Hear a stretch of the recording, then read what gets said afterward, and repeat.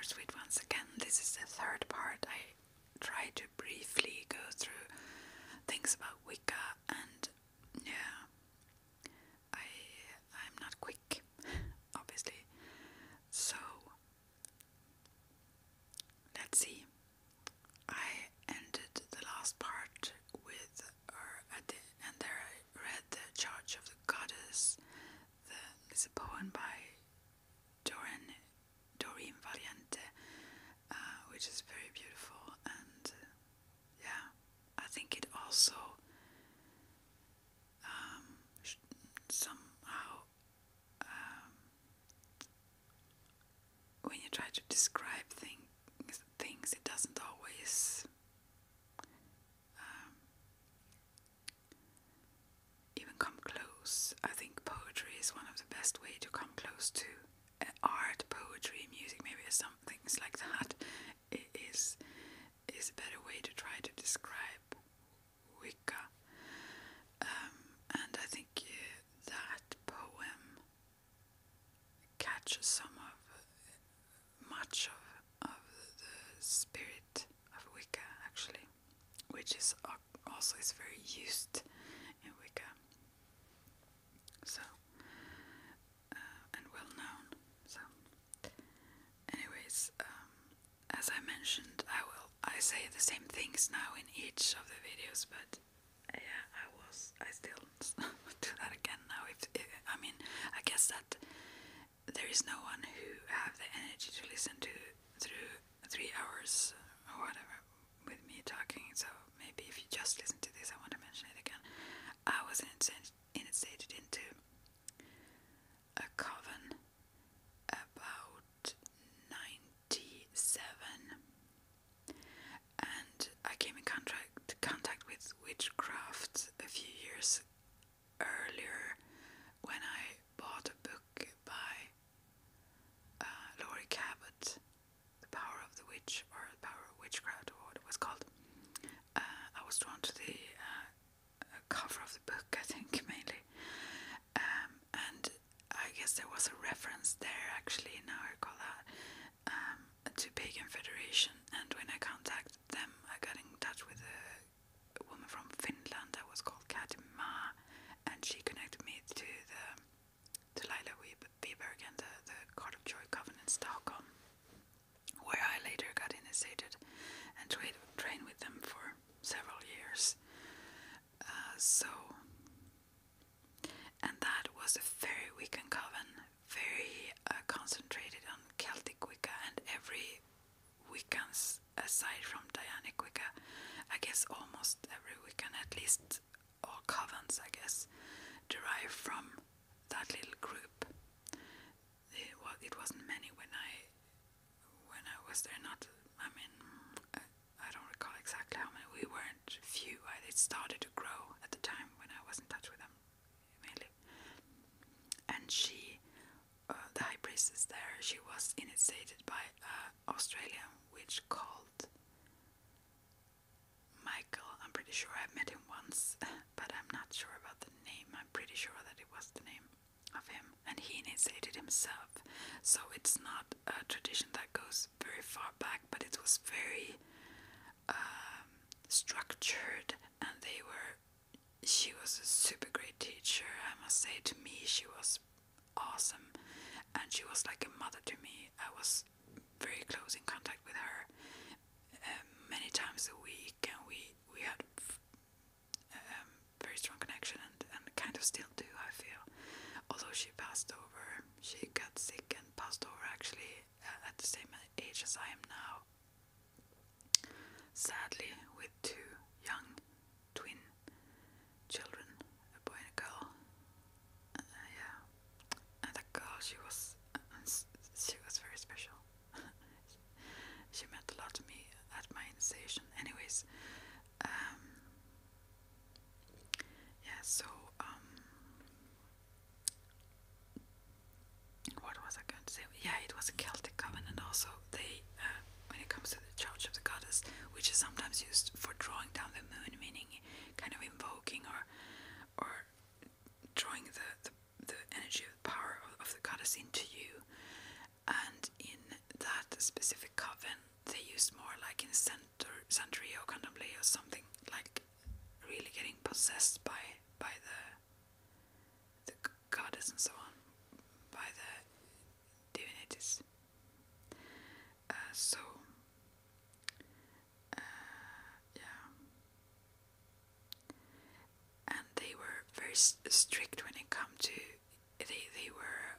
I mean, you could work with anything you liked yourself, but in the coven they were very strictly. I don't know if the coven still exists actually, because I left the coven several years later because I needed so much peace and I couldn't be active there, and they would let me pause, but I felt pressured kind of anyway from within myself, so I wanted to pause, and so I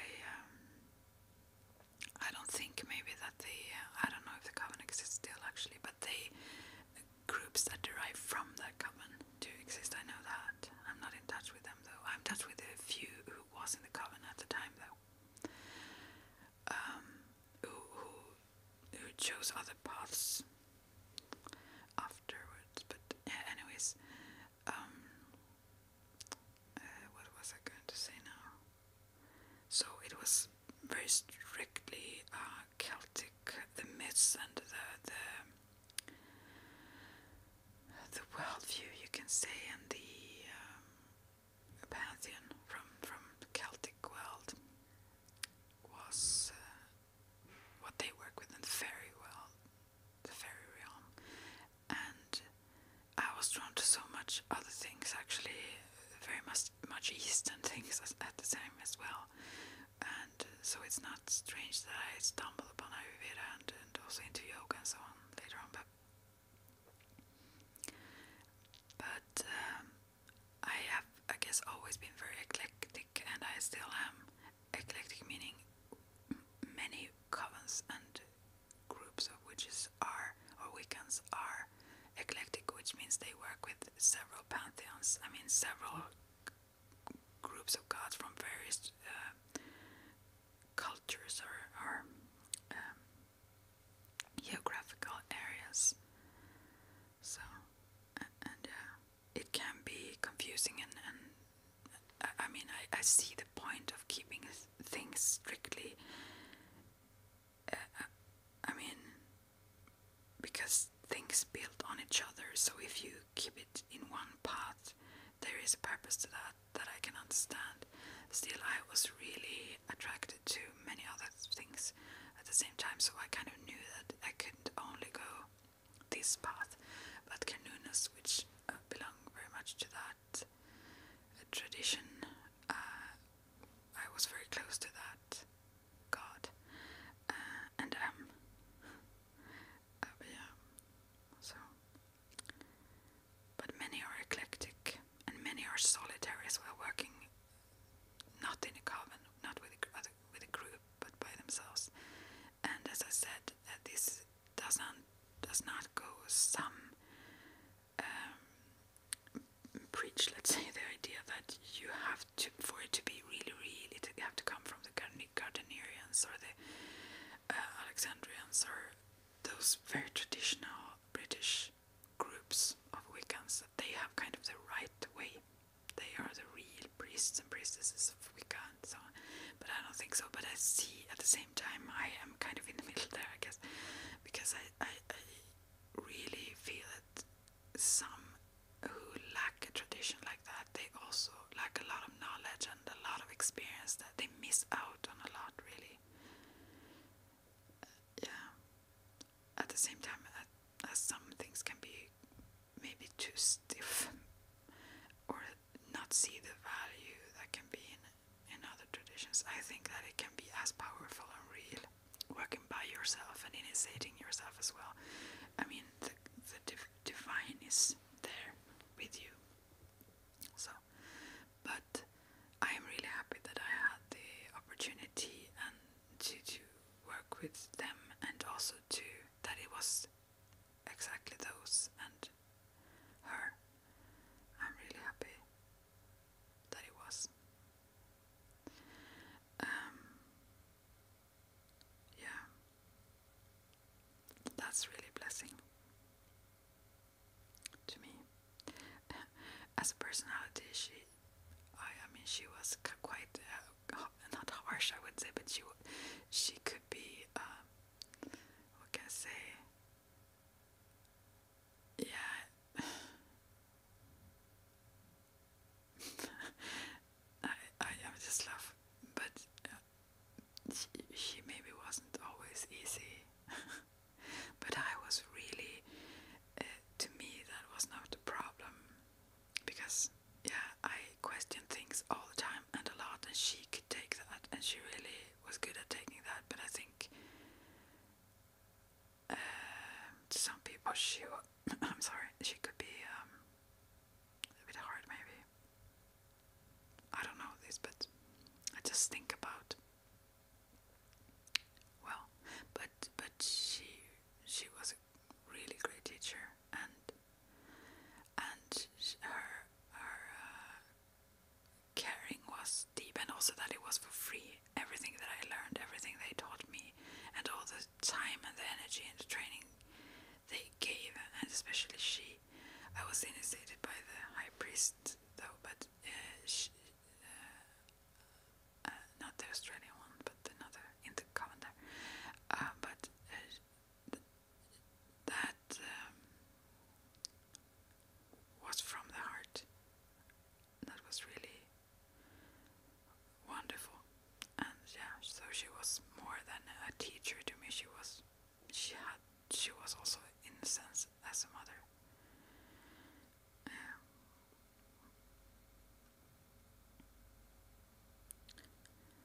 So, and also when it comes to goddess, maybe this is a basic concept, the triple goddess. For you who are not involved in this and haven't heard about these things, this may seem so confusing, and maybe even more so when I try to explain it, because I suck at being structured when I talk about anything. But the triple goddess is a concept, and that is I mean, there are many versions of the goddess. When you have seen on these Buddhists, what are they called when you have like necklaces or bracelets with pearls, or not pearls, but you know, what is it called on? They used to have 108 ones, which is a symbol for the many names, or the different names of the goddess, and actually mean numerous, like there is no end to all the aspects or all the faces she can have. But when it comes to the triple goddess, anyways, that is quite Eastern. Now I go back to the Western here. The triple goddess is also related to the moon and the phases of the moon, the new moon, full moon, and the waxing moon, full moon, and waning moon, which is very much a path. I mean, the moon and the phases of the moon and the rhythms of the moon and the working with the moon when you do magic and so on, and is very much central to Wicca. Also the time you work with it and so on. For example, druids, which also are pagans, they are very sun oriented. They work much according to and related around the rhythms of the sun. But the triple goddess also is related to the maiden, mother, and crone, and various aspects of ourselves, or the divine feminine, you could say. Then that sounds very new agey, but yeah, that you can work with or tap into, or so on. And sometimes, like in the case of Morgan, she is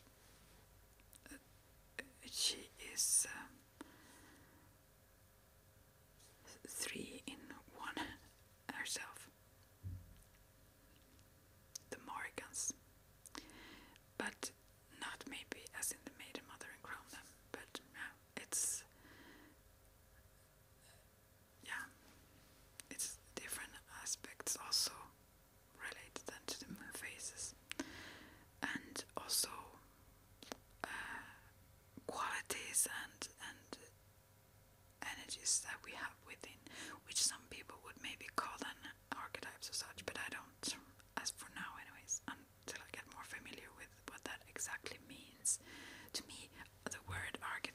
these feel like some like you say paper dolls. It doesn't feel real, and these are so real to me. So therefore, I find it hard to use that concept for anything of the energies that I feel is, real. Anyways, that's just a brief mentioning of that concept. The triple goddess is something that is very common in Wicca, and you could connect with that aspect that suits that specific I'm sorry, now I start to speak softly, almost I forget to whisper, but that specific aspect that is needed, that specific energy of the goddess that is needed at the moment, but it still is one. Yeah.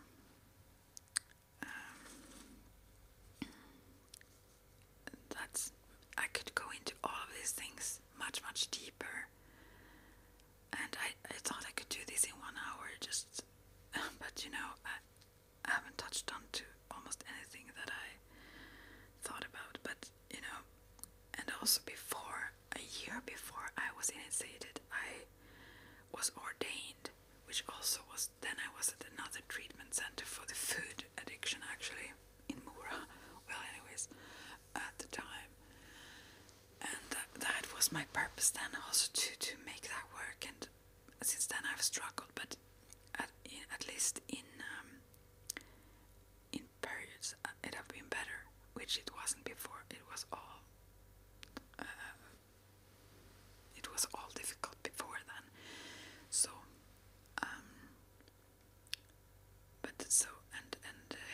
I guess that's related to you can dedicate your path also to certain specific divinity, goddess or god or so on. So for example, my high priestess, she was a carried one priestess, and that was her main goddess that she worked with. But before, when you come to the initiation and you choose the path, then you kind of go all in. And before you do that, you should actually, I think, study and practice and learn and be sure. It's like being, first you get engaged and then you marry or something like that.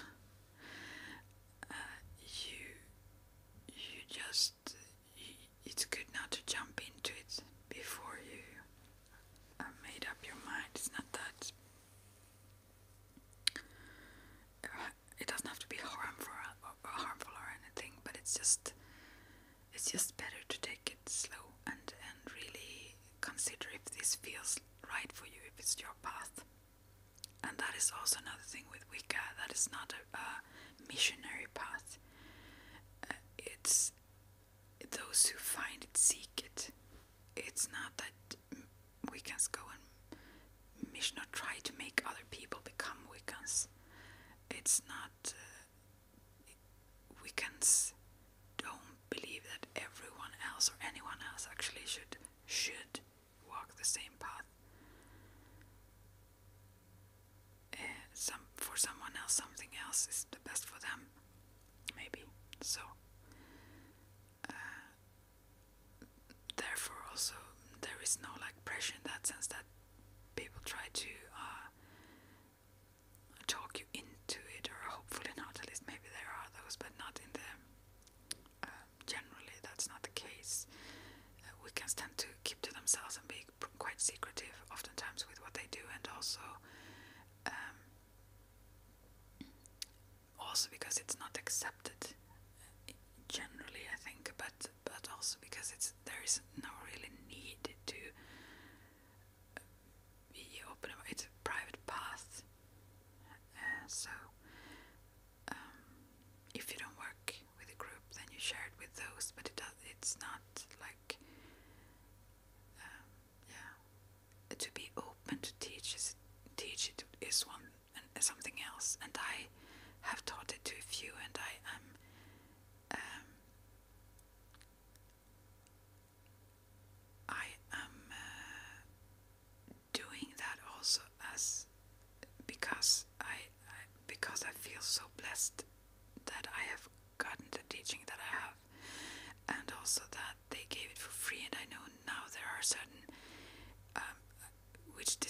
helps me, but I try to let other people do what they need to do and whatever. But there are those who charge a lot for courses, also high speed courses like a weekend, I don't know what, and also the whole doing it in a certain time. I mean, the processes are very individual on where you are and where you need to go next and so on. It's a very individual path. You can't like press it into a schedule in time, and then you should on that date do that, and then that date. That's just very contrasting to to what I perceive as this magical path, but that it have general steps is another thing. That one thing need to be learned or practiced before you can practice something else, so it comes after each other is one thing, but the speed in which you learn it, that varies so much. It should do, I think. It's very important not to pressure it, because it also it doesn't get as deep. You need to go in your own pace, and that need to be very allowed. So, and I love that money wasn't involved, and I would never involve that if I were to teach. So, and in the cases that I have been teaching, and I'm very selective, because I don't want to teach it if I am not pretty certain that they have the same ethics, that they wouldn't use this knowledge and these skills for the benefit of themselves and also others, not in a harmful way. If I suspect they may have different intents or are drawn more to different things, other things than what is good, then I wouldn't. Yeah. So, and also, as I read there in the Charge of the Goddess at the end of the previous video, I don't recall exactly the words now, but that the goddess doesn't like, you don't have to make offerings, or there are no demands. But so I haven't. I mean, I use candles, and I use oftentimes, not so much now with the cat, but sometimes incense, and I can do it on the balcony. Herbs like incense and several things, but I've never really considered it. It's just an appreciation. If I put flowers there, it's just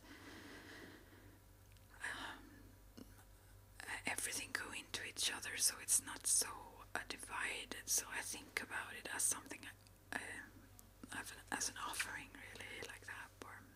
But and it's not a demand at all.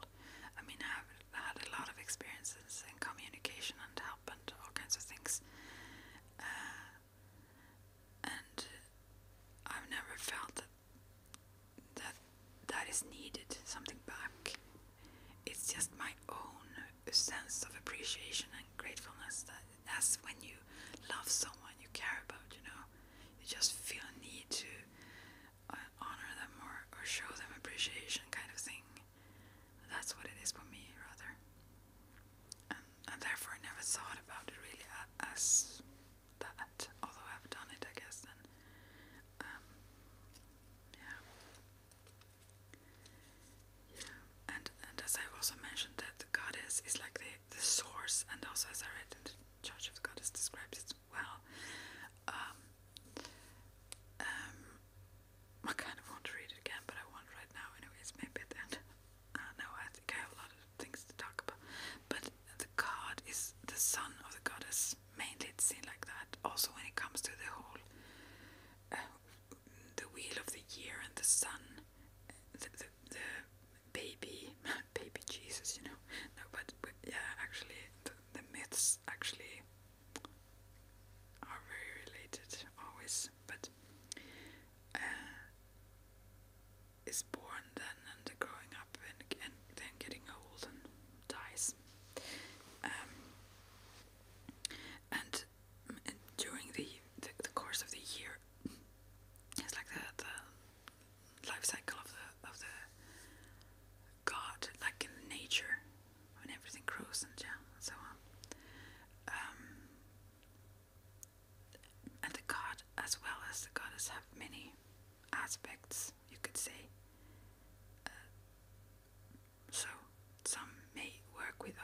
some may work with Carnunas, and some may just call it, I don't know,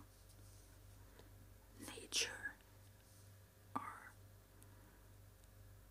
I don't know, the sun, actually, the sun and the moon, the sun and the earth, or so on.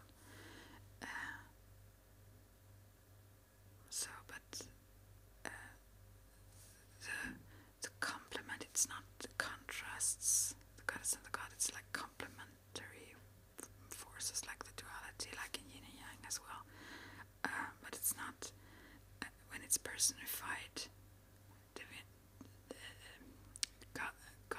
goddesses you work with, then it's not like exactly as in with yin and yang, but the main overall concept there. And also within ourselves, the opposites of ourselves, we all have those parts within.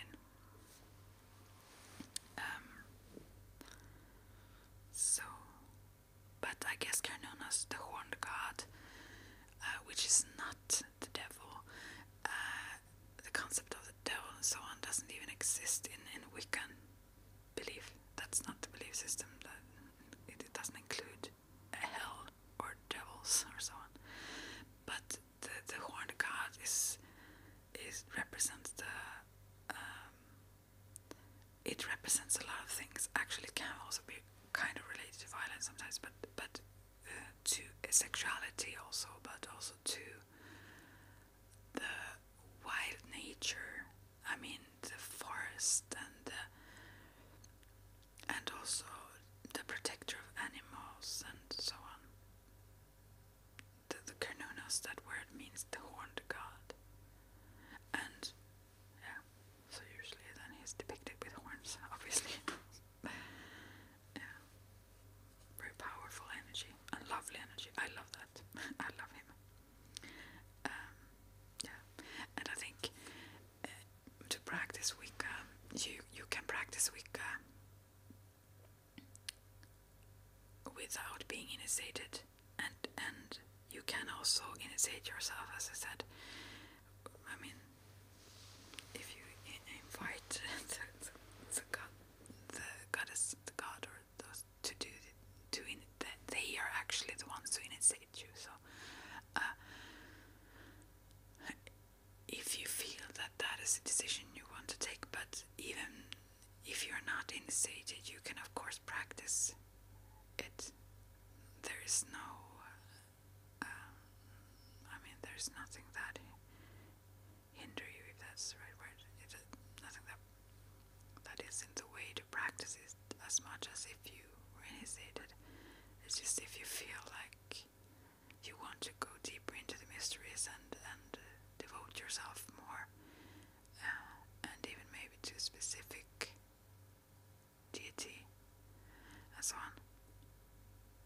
But you don't have to choose like a specific deity to get initiated. That's not needed. But yeah, you can practice it anyways. And as I mentioned, also witchcraft and Wicca are different things. Although witchcraft, the handiwork, the craft is used also. The magic is worked, you can say, or is used in Wicca. Still, there are quite many witches, quite many who use witchcraft who are not Wiccans. So, yeah. And maybe also when it comes to the spells, again, there are many things that I do that I don't call things spells, even when I do things that are like actual spells, like when you really focus onto a certain thing, and yeah, I usually just don't use that concept or think about it like that, but some things I do, you can actually call all energy work for spells, or even almost all thoughts mainly for spells, but that's to water it down a bit, because when you do actual spell work, it's much more powerful, but because then you have this focus, and you have also trained yourself to do it, hopefully. So, but there are lots of things you can do for protection, and certain things of energy work that I always do that I never think about as spells, but it actually is. But you can do that also in various ways. That would seem more like what you would call a spell work. So, but yeah, I will go into the spells more. But I don't know if I even mentioned what a coven is. And I thought about speaking slowly, but I forget it all the time. But a coven is a group of witches mainly, or actually, yeah, it could be witches, but it's a group of Wiccans also who come together to celebrate and to work magic and to teach and to learn and to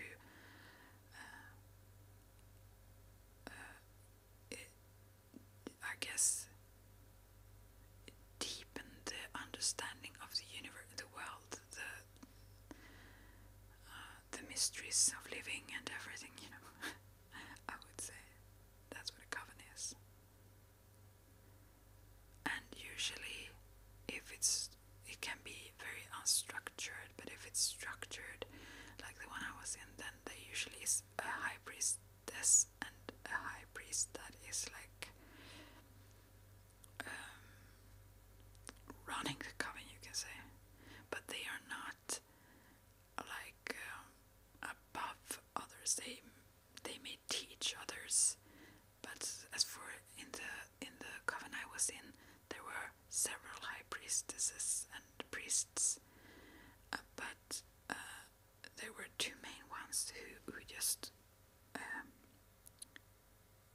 let's say governed that specific coven, although others were in that coven as well who had reached the same degree of learning, and then they together in consensus took decisions and so on,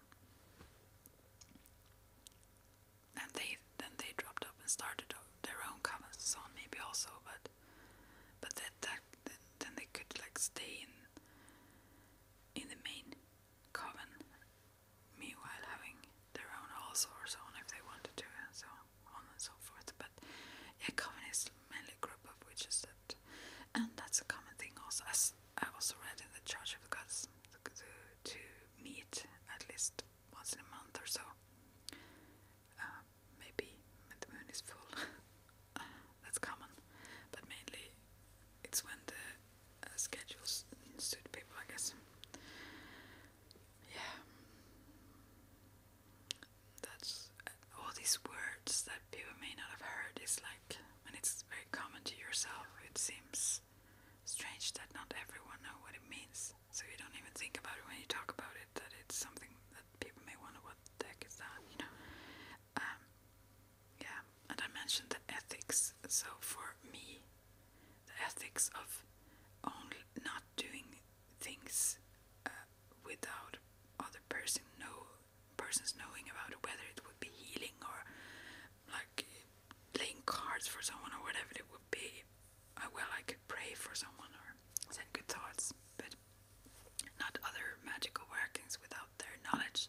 I wouldn't do that, and not like it would be intrusive in their energy, so I wouldn't do it. And yeah. So and not harmful things to anyone, mainly. But still, the witchcraft, the magic itself is neutral. It's neither bad nor good. It's just is. It's all about how you use it.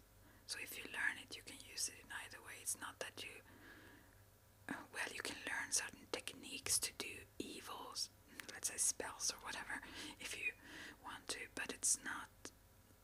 I mean, if you learn how to do magic, you then automatically know how to do black magic as well. That's just you can be as creative you want, let's say, in whatever direction you want. So, but in Wicca, that's not used in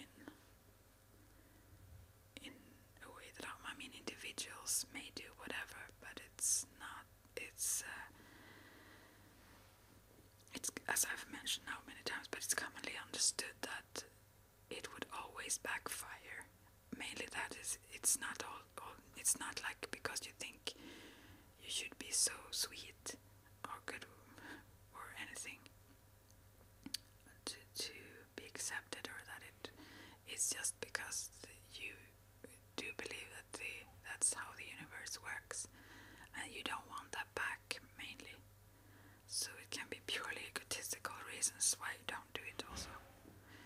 And for me as well, when it comes to people that I really have disliked, and sometimes I feel like I just want to give them a magical elbow, but I haven't.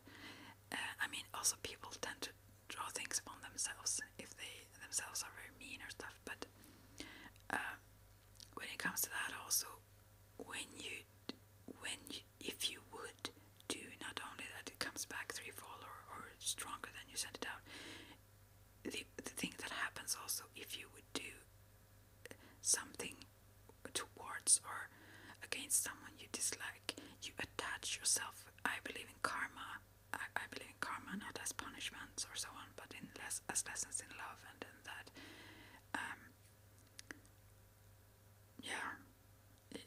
anyways, I won't describe the whole karma concept, but you attach yourself stronger to that person, and I guess that would be what you want if you really dislike someone or something. So that is also another reason why I would really avoid doing stuff, even if I was really, really angry at someone, because I don't want to be like in like a bond with them, kind of a strong bond with them. Although we are all one and all that, I still believe in that. But I can't go into everything at the same second. But yeah. So, but drawing down the moon is what it's called when you take in the goddess into you, let's say, and you can then be focused on a specific deity, a specific goddess, or actually, I guess generally the moon. And the charge of the goddess is sometimes used to get into trance before doing that also. But I mentioned this also in the previous video, but I only once did that without any intent whatsoever. I wasn't even thinking of anything like that. I was just relaxing before I was going to fall asleep at night, and I was relaxing gradually, and I guess from my feet to my head or something, one muscle at a time, muscle group at a time, and so on. And when I get to the head, the Pachamama, Mother Earth, just poured like a waterfall with lots of information and things. That was amazing. But that's the only time that really happened, that I was kind of possessed. I could stop it. I talked to her within myself meanwhile and said, now I need to go to sleep. Okay, you can go for a bit while longer, because I was really tired. At the same time, I was so curious, and it was a wonderful experience. And also I got information that really had effect on other people's lives. Information about how someone should do to heal and so on, and they really healed and got well and so on. And yeah, there was no end to how much she wanted to convey at the time, and after that I've not experienced it in the same way since then. But yeah, and not all who is drawn down the moon, I guess, work with being possessed. They just get in touch with those energies within themselves and so on, but not as strongly as I mean, or as they did in the coven that I worked in. So, and yeah, and there was someone asking about why, or what I will come to the shamanism. I will talk about that in some video to come also, I guess. But there was someone asking about that, and why do I call Wicca shamanic path? And in my coven, or in the coven, they did not do like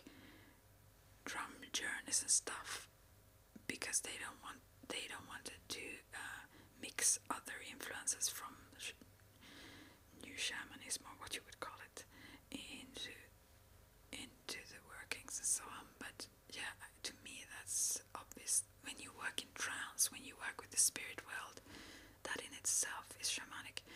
But to me, the shaman mainly is one who travels in the other world and spirit world and do healing work of sorts and so on, and also help those around here in this, living in this world,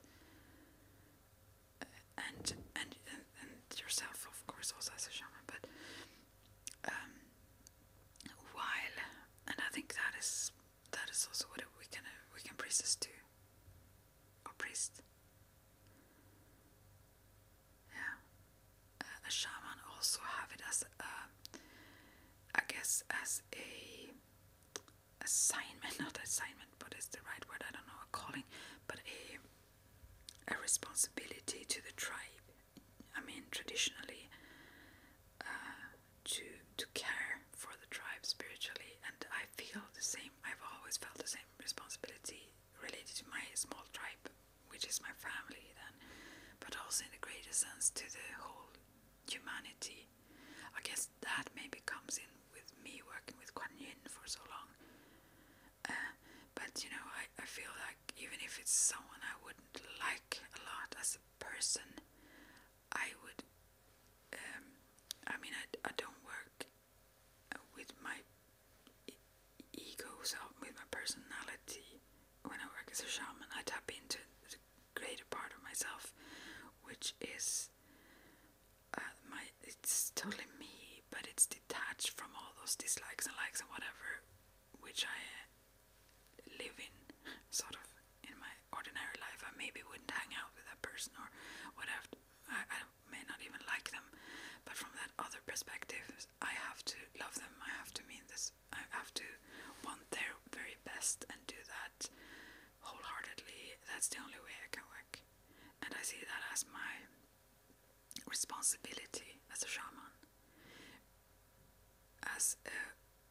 So I guess some of the techniques and some of the workings are the same, but personally, these are just my own personal views. They may not be like correct in the sense that this is how historically we would describe it. I don't know, but this is my experiences and my view on it. And as a Wiccan priestess, I don't think you feel that kind of responsibility for all the, I mean, for the ones you teach and for the coven especially, not even the ones you teach, because when you have taught them, it's their responsibility to, however they use things and whatever they do with things. So I don't think that that's the whole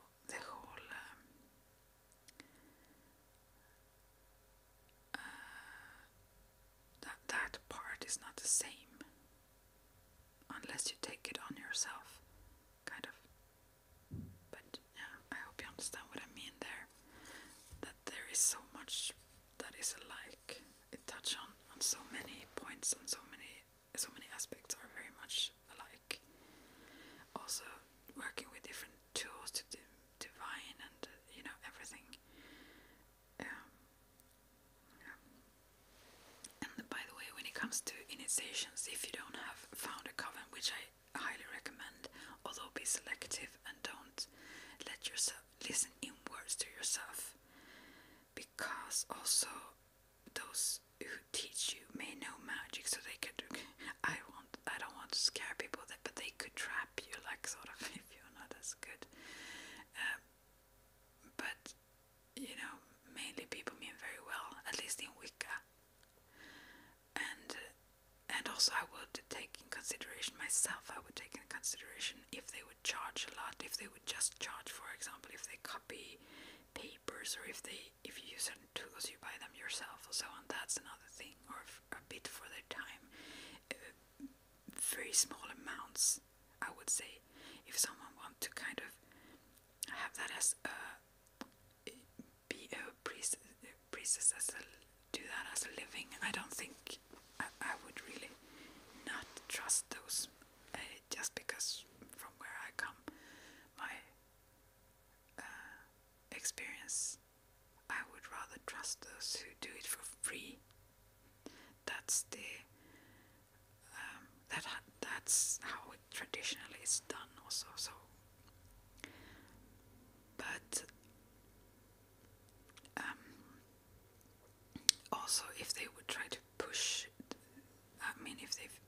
if they try to push you into schedule or such, I would hesitate. I would think they aren't all that deep. They are like more, people are control freaks and try, I don't know. Yeah, I would think they were a bit lost. So, but otherwise you can do an initiation yourself, and there are many examples on how to do that, and I could describe also. You can do that in any kinds of ways, actually. Mainly it's about connecting with the divine, then they initiate you, and your intent, of course. But there are various examples on how to do that if you want to do it yourself, and also work as a solitary. There are much to gain from a group though, and from a teacher. So, and as I said, I am a priestess since 97, I guess then. But so it's like a while. But it was, I don't know for how many years ago it was, since the spirits, those, they told me that I was a high priestess. They told me to push me a little bit to teach. So then I decided that if someone seek me out, I will teach them. But still, when it comes to that also, in Wicca, since it's not a missionary tradition, it's not that someone would push you forward. You need to dig yourself, and you need to share your experiences yourself. Someone can guide you, but the work, you need to do the work yourself. No one else would, you can not just hold your hands out and they will give it to you, and then there you are, sort of. You have to have a passion for it to be able to get anywhere. So if you don't have to motor the drive yourself, no one will push you forward. They will let you go, because then it's not for you, or it's not for you at the time. So yeah. So, and it's good also. It's good to learn. It's good to learn a lot of things, like the history about it. It's not, some call it the old religion, but it may have been a similar religion early on, but as far as the proofs are there, it's not further back than 1950s or so that it was called Wicca. But even the practice and traditions are more created, let's say, at that time. It seemed, at least as far as anyone can prove, although there are myths about such and such. But yeah, who knows?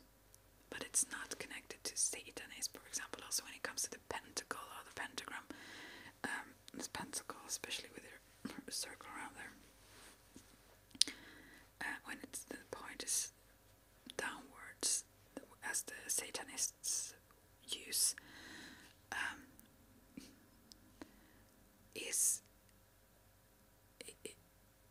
you can use it actually in that sense also in magical workings for certain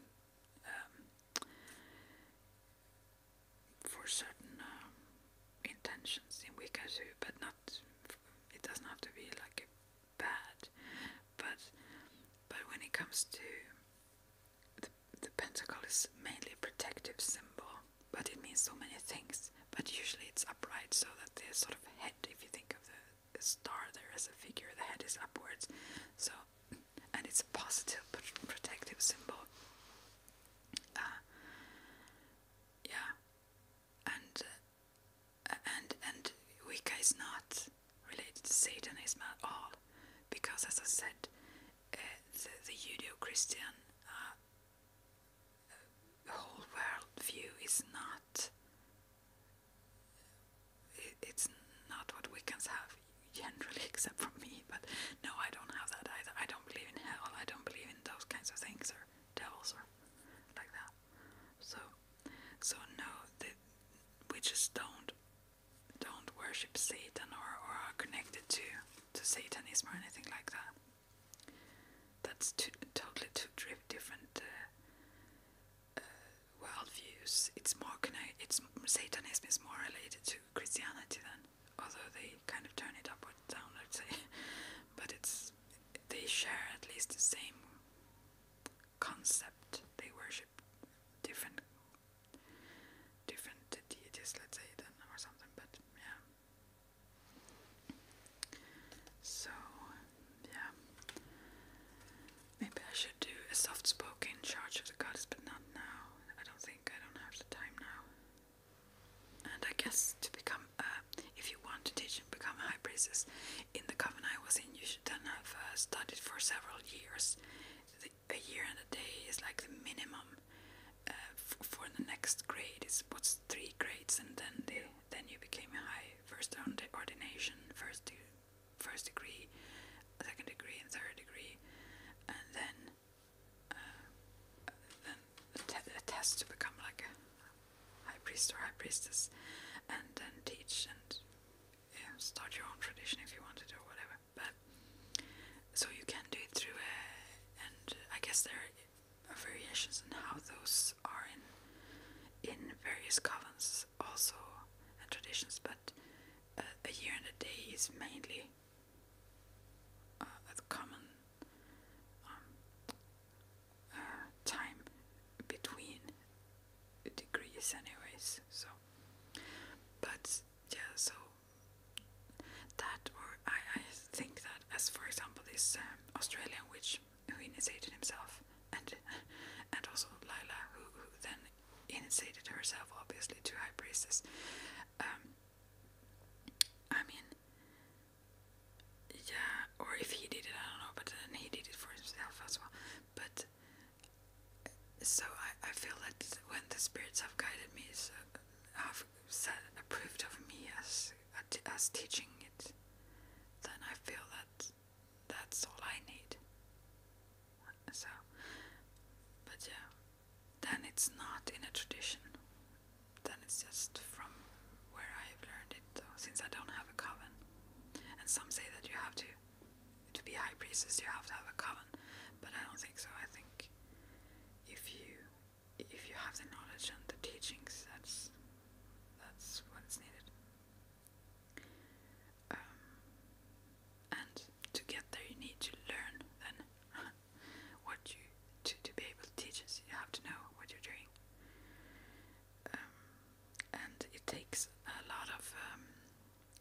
You need to be really engaged and so on to teach it also. So then even more is needed than to just practice it yourself. You need to be very deep in you to have that wish, I guess, if it's not just something you want to gain money from, which some people sadly do. In all, I mean, that's the case in everything, not only this. There are always those. Yeah, so. And also when it comes to spells, that's just that's a way of working with the energies within you and around you and nature and everything to accomplish a certain result or goal, mainly, I guess. I tried to say it in the first video and I didn't. I think this was a better description of what it is, maybe. And also, by the way, when it comes to the shamanic path, I oftentimes spontaneously see I must maybe do a half an hour or short,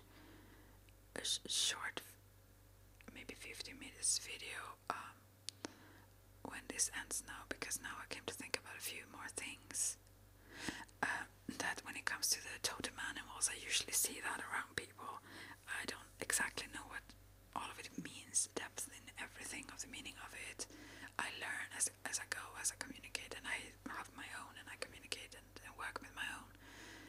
But that is also, I think, part of the shamanic. To me, it is, and also, yeah. What was I going to say about that now? Well,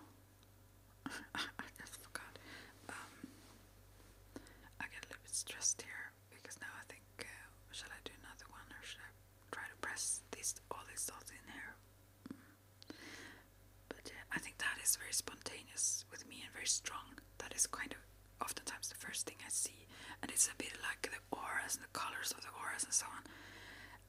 When I first started to see them all the time around everything, I didn't understand what they meant. So when they shifted and everything, I didn't understand it. Same with the animals.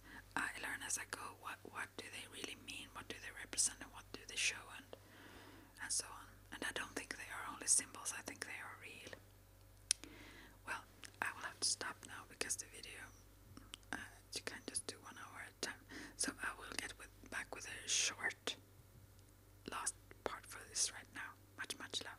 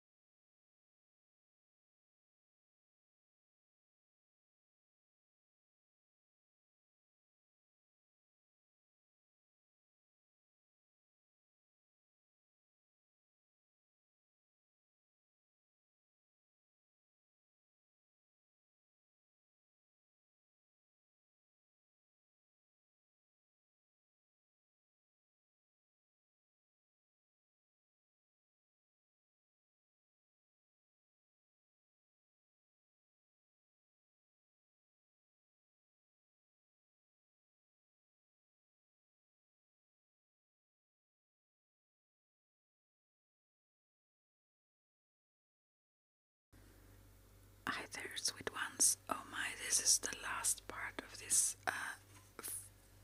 This is the 4th video about Wicca. I thought about doing one. Oh my, now and this was 1 hour at the time, the previous one, so 3 hours and a bit more. Well, I talked about main concepts in Wicca, and I just came to think about now when I was going to end about the power animals, now that is connected to the shamanic, and also something you can work with in Wicca as well, but yeah. And that is also helpers like angels or guides, you can say, and also connected to skills and abilities you have within. That's how I perceive it. And they can teach you a lot, and they can help you a lot in other dimensions, let's say, and even here, let's say, in this physical realm. So, but also I thought about this whole I have an ancestral altar, and then I have actually my whole home is like an altar. This is my main passion, actually. The shamanic and the magical workings, that is what I live for, let's say. It's like sometimes I have happened to watch the Long Island Medium, if you've seen her, and anyways, she says that it's, I don't know how she say it really, but she used to say something like it's not a work, it's a lifestyle, it's her life. And that's how I feel with this. This is not just something I do, this is something I am, this is a part of everything in my home, everything. So I have various, let's say, altars spread out, but then I have a main one, you can say, I guess you can say, where I used to do, let's say, well, if I have some specific things, workings, let's say, I would maybe concentrate them there. But then I have an ancestral altar, and I have a few of those also, but one main one. But everything in my whole home, it's not, everything is actually part of that. So I never thought about that before, right now. But anyways, when it comes to the Wiccan altar, it's something that represents the 4 elements: air, fire, water, and earth mainly. Salt can, for example, represent earth, or even earth, really earth, or stone, or anything, and also incense can represent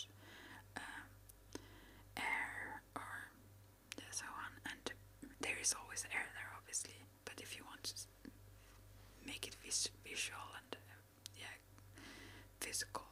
So air is so invisible, anyways. Usually, and fire, obviously, the candles and so on. But you can have other things as well. But and water, yeah, a cup of water or something mainly. And you can.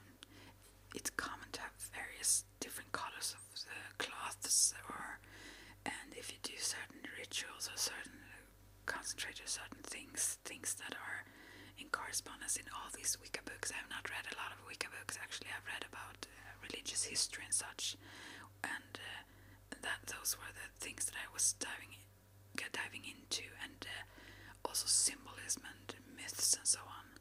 Are the things that I read a lot when I started this path. But Wicca book or witchy books, not very many. But but I've looked into a few, and I mean checked them, and there is a lot of correspondences here and there, and which is good, obviously. But to begin with, maybe that seemed just what. But and now you can look it up everywhere in the net and so on easily. So if you focus on a specific topic, love or whatever it is, you can just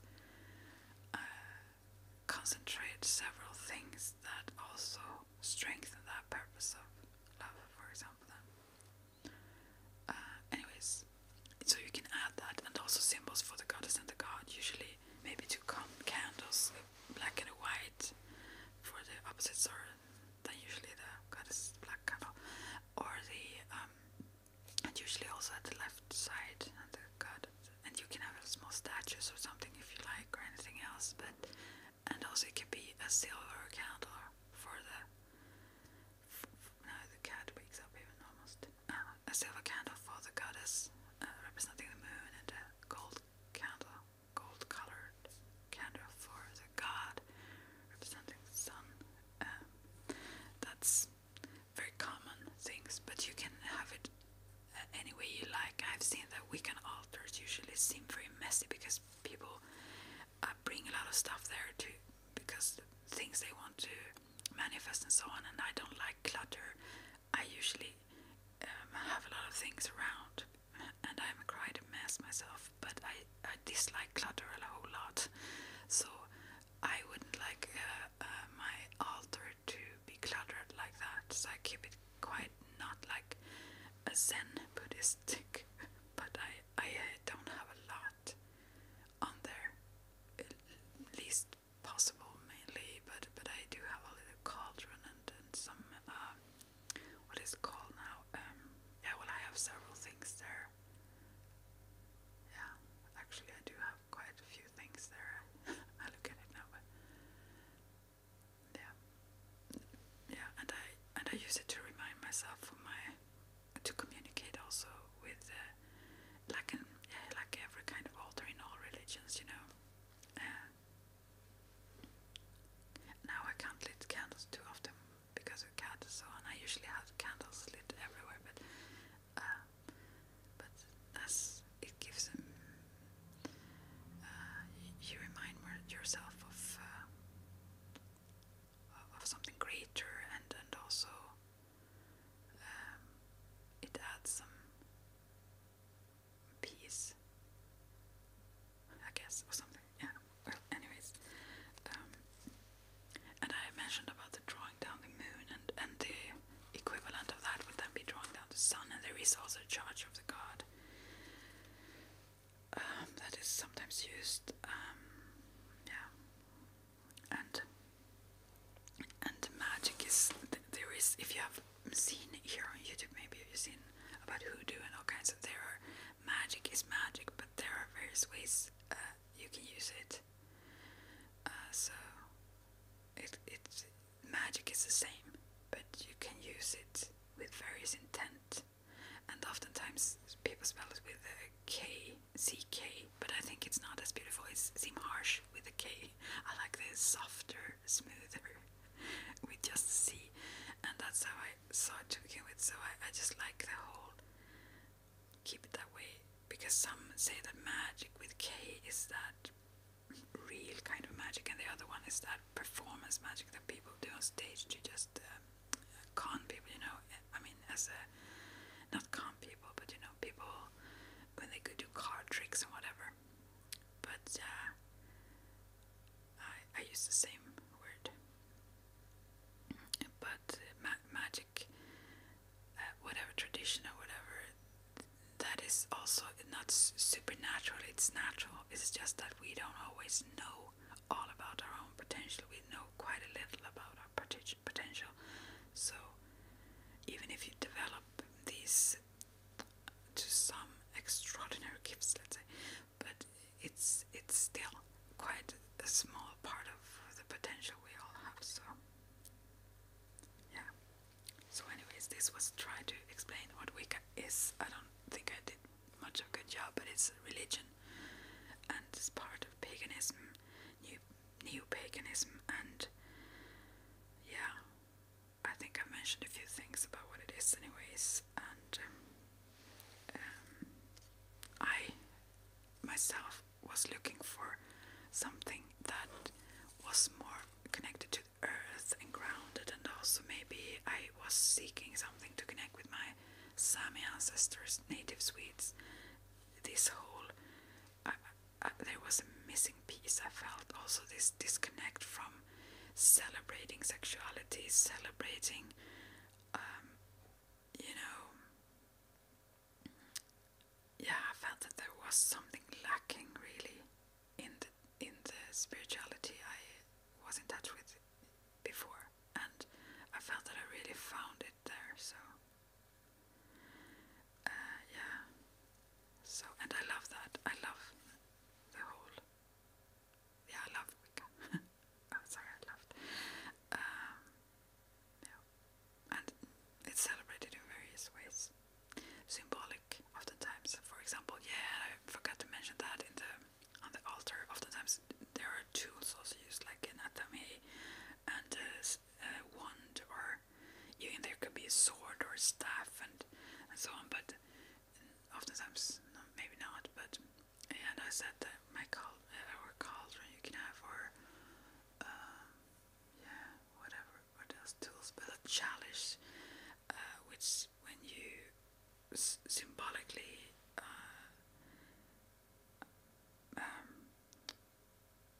then you can do some rites to you can do that in many kinds of ways, but to also the pentacle is one of those tools. Actually, the four suits of the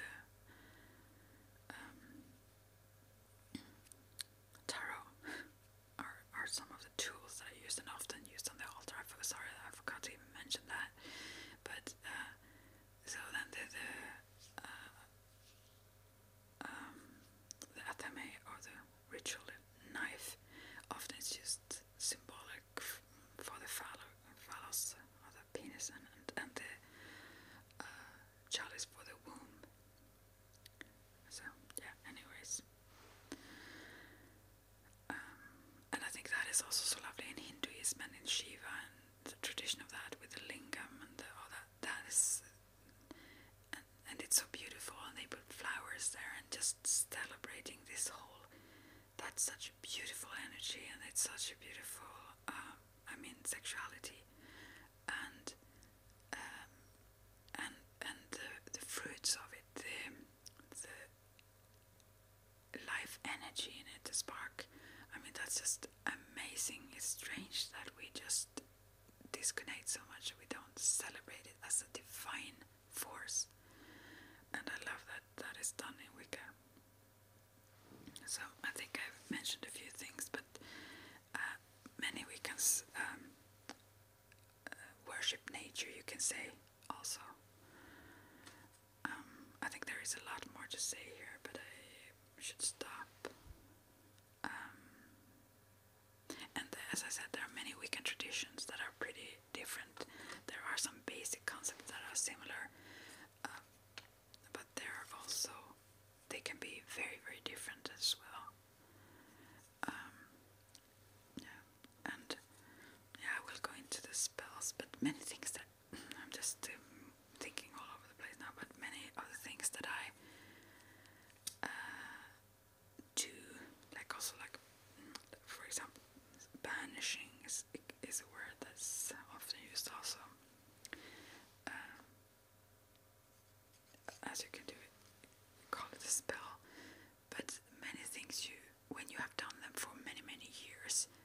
start to be a part of your, like, it's not like you brush your teeth or whatever, but it's part of your generally thinking. When you work with energy, that is always there. You feel it and you are in connection with it always. So yeah. And Wicca is the religion, and witchcraft is the work. Witchcraft is the practice of magic. So that is not the religion really. So yeah, and I think I mentioned that spirit animals is like guides we have then, and so on. And yeah, and healing is a main part of magical workings. Even healing the earth, or healing a lake that is sick, or since the worship of earth and the divinity of nature is also a part of it very much, and that's also one of the things that I loved with it. And I mentioned about the Wheel of the Year. I think maybe I have talked about the things I thought about now then. Yeah, to me I was disconnected from my own nature, from my own femininity, and from the sensual and sexual. Maybe not so disconnected from, well, I mean, that was lacking in my spirituality anyway, so I wanted to connect with that again, and I needed that, and it have been very good for me, and it still is very good for me to continuously connect with these parts as well. It balances things. It's not that I have left things that was before, it's just that it have developed and grown, and I can embrace and include other things that aren't opposites, they are more complementary. So, okay, I will just end. No, I'm so sorry. I hope you fell asleep a long time ago.